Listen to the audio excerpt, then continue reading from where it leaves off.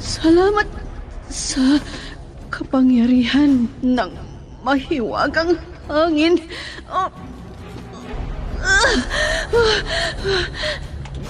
Nandito na ako sa kuweba. Aray ko! Manganganak na ako!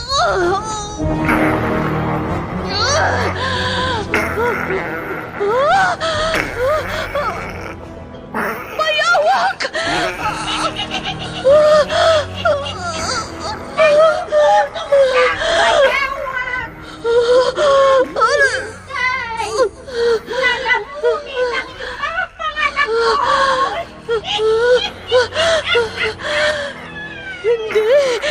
Hindi ko ipahihintulot. Bathala ng hangin! Iligtas mo ang lahi mo!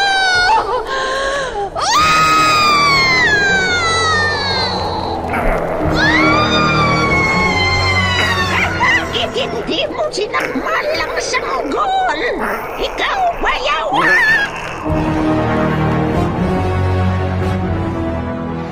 Immortal. Kasaysayan ng isang dayuhan na hindi mapagtanto ang pinanggalingan. Punong-puno ng pakipagsapalaran ang kanyang buhay mortal sa likuran nang hindi niya alam ang kanyang pagkakakilanlan. Ano ang kanyang pakay sa mundo ng tao? Immortal! Naiibang nobela na inyong mapapakinggan sa oras na ito mula Lunes hanggang Sabado. Nobela at sa panulat ni Leti Astudillo Aquino at sa direksyon ni Lubimin Aquino Sr. Mula sa Lovelet Artist and Talent Center Drama Productions, handog sa inyo ng #1 and most trusted radio network in the country, Bombo Radio Philippines. Basta Radio Bombo!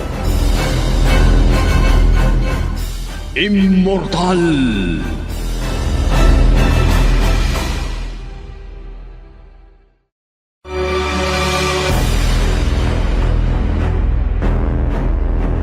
Ang nakaraan, hindi dapat sana papasukin ni Ador ni Negra Diabla. Ngunit sabi ng matanda na hindi niya papasukin. Kailangan niya itong orasyon upang mailigtas sa kamatayan. Dito inamin ni Diabla sa sarili niya ang taktika lang niya kina Gadon at Ador. At pagkatapos ng orasyon, nag-alala si Ador dahil biglang nagbago. Naging pipi at bingi si Gadon at di na makapagsalita. Tinawagan ni Ador si Masa tungkol sa kalagayan ni Gadon at Aris. Samantala, umakyat si Ammar sa rooftop ng bahay ni Artemis at nadatnan doon si Dahlia. Nag-usap sila tungkol sa mga nangyari, lalo na sa pagbabago ng sitwasyon dahil sa tunay na pagkatao ni Artemis. Sinubukan nila ang kanilang lakas. At ngayon mga kaibigan, narito ang karugtong ng nobelang pinamagatang Immortal.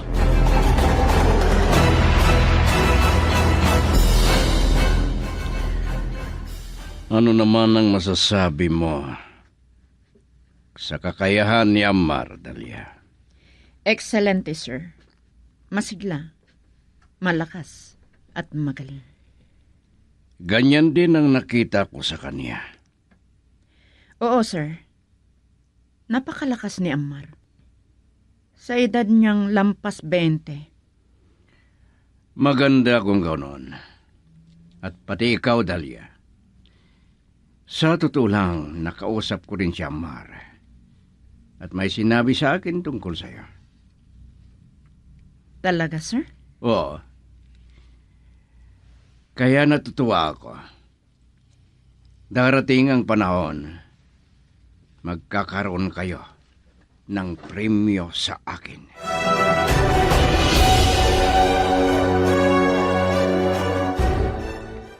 Oy! Oy! Buhaya! Nagmamalaki ka pa ah. Diba sinabi ko sa'yo na huwag kang umalis dito sa teritoryo na pinagawa ni Sir Ganaon? Ah. Ah? Nakikinig ka? Naiintindihan mo ba ang mga sinasabi ko sa'yo? Ha, buhaya? Ah. Dahil kapag nagsasalita ako, umuungol ka. Oh, ayos! Ayos talaga. Pero, mas maganda sana kung makakapagsalita ka rin na parang tao. Para nakakaintindihan tayo. Nakakapag-usap tayo. Ay, naku. Naku po. Kung nakakaunawa itong buhaya na to. Ay, naku. Delikado. Baka kung ano ang gawin niya sa akin. Kung meron akong masabing salita na masasaktan siya. Ay, kukuha na lang ako ng unggoy para ipakain sa buhaya. Di ba, Ali? Yung mga unggoy, kaya naman nilang bumalik dito mula sa kagubatan. Ang gagawin ko, gagawan ko ng paraan para sumama yung unggoy. Pipiliin ko yung makakabusog talaga sa buhaya. Ay, sige na nga. Maghuhuli na ako ng unggoy.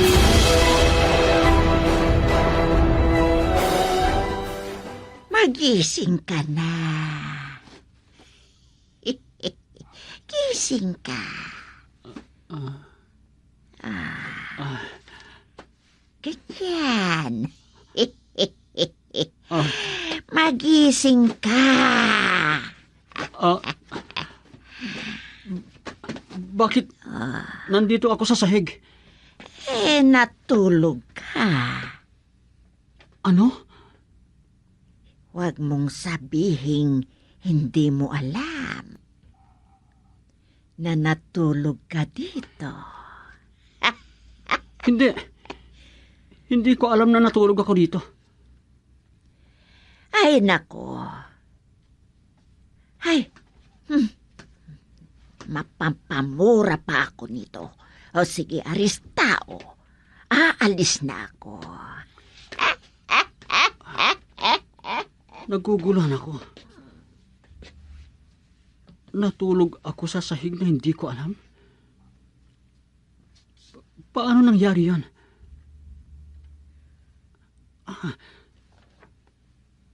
Naaalala ko. Kausap ko si Negra Jabla. Pinauwi niya ako at natulog ako. Kung ganon, sinunod ko ang kagustuhan ni Ina Jabla.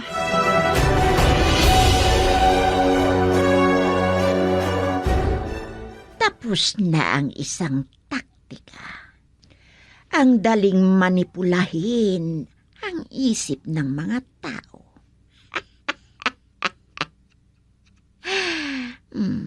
Nakabalik na ang buhaya komando sa pinaglalanguyan niya.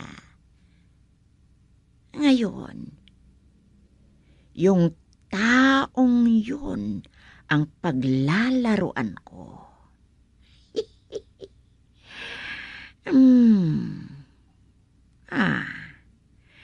Ano kaya ang gagawin ko sa kanya?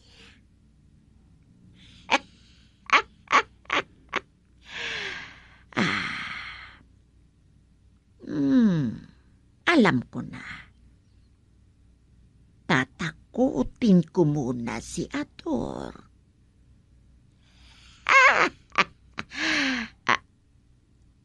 Sandali. Uorasyonan ko siya mamayang hapon.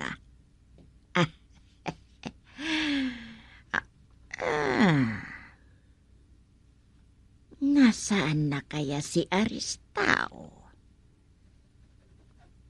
Siya ang kailangan ko. Tatawagin ko siya.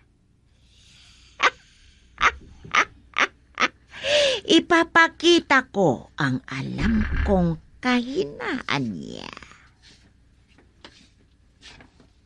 Aha, alam ko na. Kahinaan niya ang pumunta sa kabundukan at maghanap ng mga hayop. Alam ko na ang gagawin ko. Isasali ko si Ador Tao sa mga iniisip ko.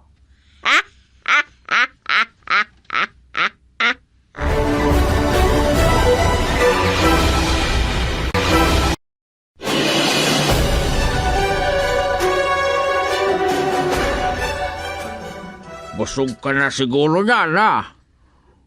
Buhaya, matulog ka na. Manghuhuli ako ng manok para ipakain sa mga sawa. Para mabusog din sila. Di ba yung mga unggoy na yun? Dahil nagsariling sikap na sila. Matatalino yun eh.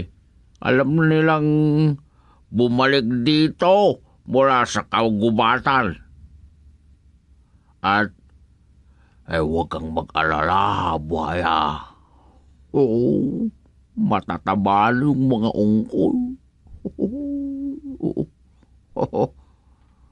Uutakan ko ang mga ungkoy na yon para sumunod sila. Lalo na yung pinili kong espesyal para sa'yo. Sa tingin ko, sa isang unggoy lang na yun, siguradong mabubusog ka.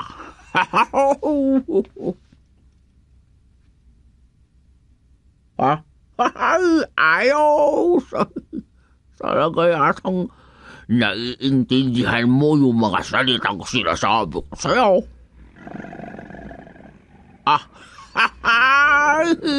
Nagkakaunawaan na tayo, buhaya.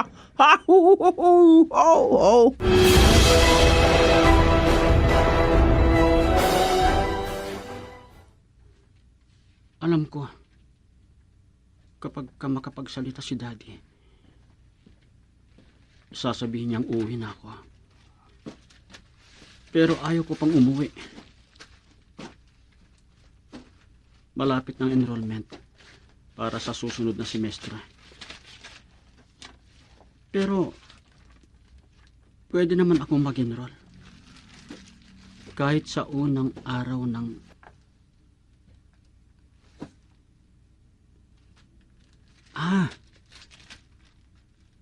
may sapa dyan.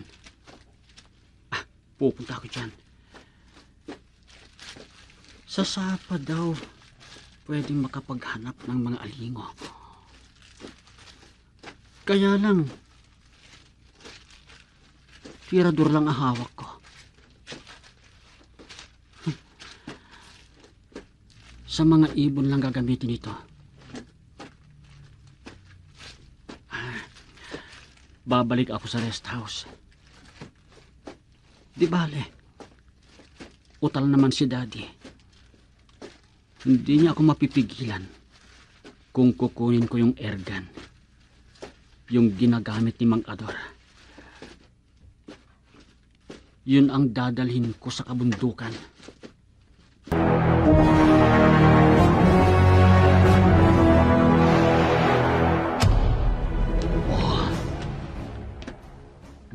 ganito.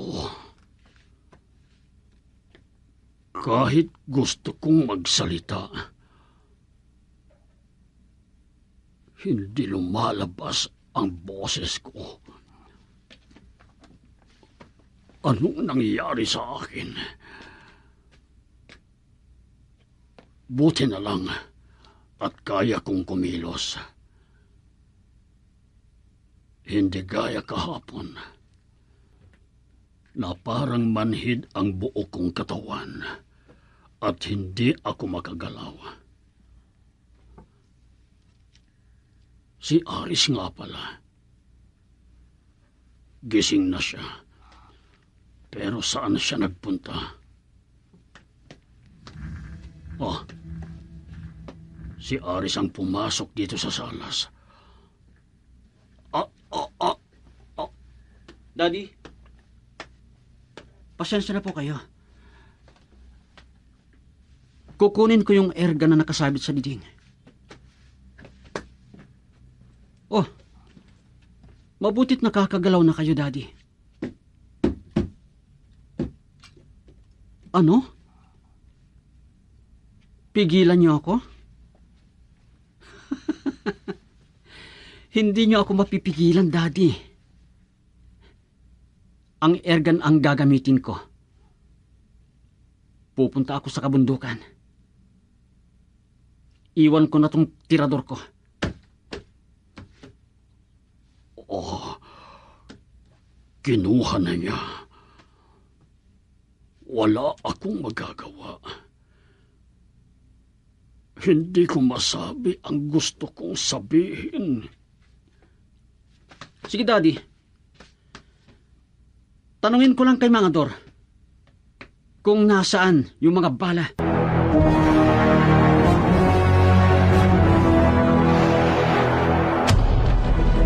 Nako, delikado yan, senyorito. Ergan lang naman, Mang Ador. Sige, ibigay mo sa akin ang mga bala. Mangangaso ako. Nako, magagalit si Sir Ganon. Wala siyang magagawa. Hindi ko maintindihan yung mga sinesenyas niya. Sige, bahala ka kay Daddy, ha? Ay, bigay mo sa akin yung ergal. Hindi mo alam kung paano Hindi gamitin. ako ulol, Mang Ador. Sinabi mong hindi ko alam gamitin tong airgun? Sandali lang. May bala dito, ah. Ay, nako, wag mong itutok sa akin yan. Tinak mo. Ako naman ka, senyorito. Muntik na akong tamaan. Nako. Kasalanan mo rin, Mang Ador. Bakit mo ako pinipigilan? Sige, mangangaso na ako. Kung gusto mo, sama ka sa akin. Nako, delikado. Ha? Ay, di ba rin? Nakalimutan niyo yung hinihingi niyang bala. Wala nang bala yun. Oh, ay, hindi na. Ay, bumalik si Senyorito Ares.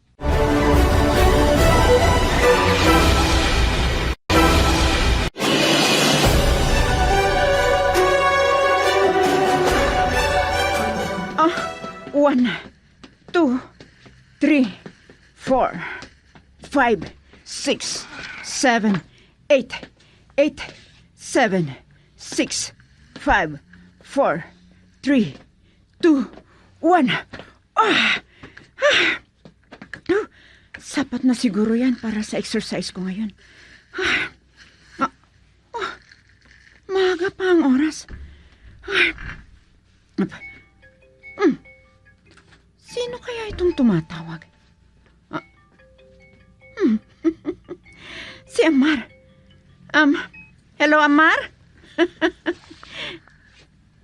Hello, Ma'am Dahlia. Pinapanood kita. Ah?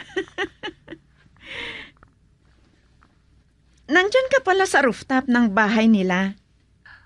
Oo. Hindi ko makakalimutan ang payo ni Ninong Artemis sa akin. Mula pa nung bata pa ako. Ganun ba? Sige na. Mulan mo na ang pag-exercise. Umaga na. Oo. Tamang-tama, wala pa kaming pasok sa eskwela. Sige, Ma'am Dahlia. Bye. Bye, Amar. Ano ba talaga si Amar? Tumawag?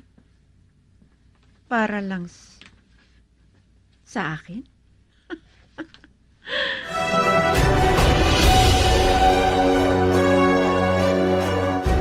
Si Dahlia, alam na niya ang dapat niyang gawin para mapanatili ang kalamnan at kilos niya.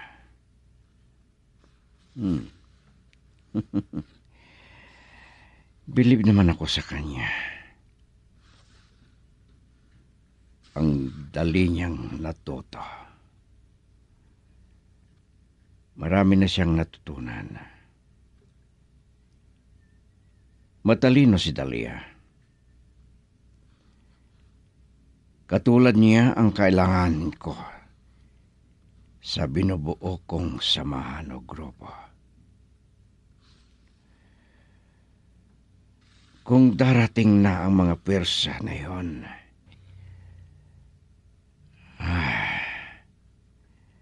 hindi sila ang makakasama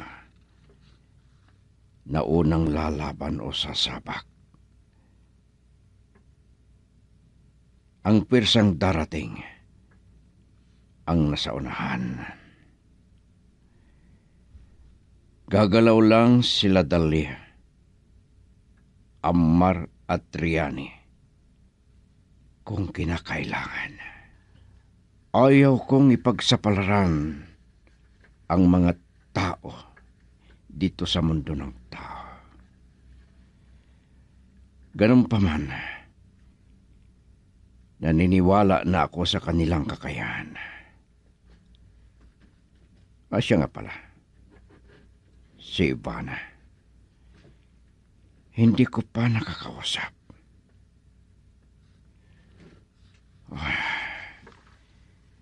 Nahihirapan akong ipatupad ang gusto ko sa kanya. Masyado siyang emosyonal. Mahirap ang pinagdadaanan niya. At naiintindihan ko. Malaki na si Amar. At marami ng araw ang nagdaan. Maraming taon na ang lumipas. Ang mabuti pa, puntahan ko sa kwarto niya.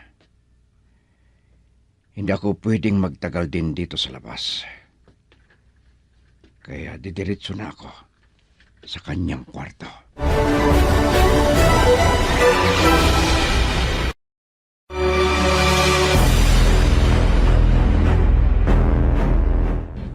Ano ang susunod na mangyayari? Mga kaibigan, pakinggan bukas ang karugtong ng nobelang pinamagatang Immortal. Inihahandog sa inyo ng #1 and most trusted source of news and information, Bombo Radio Philippines.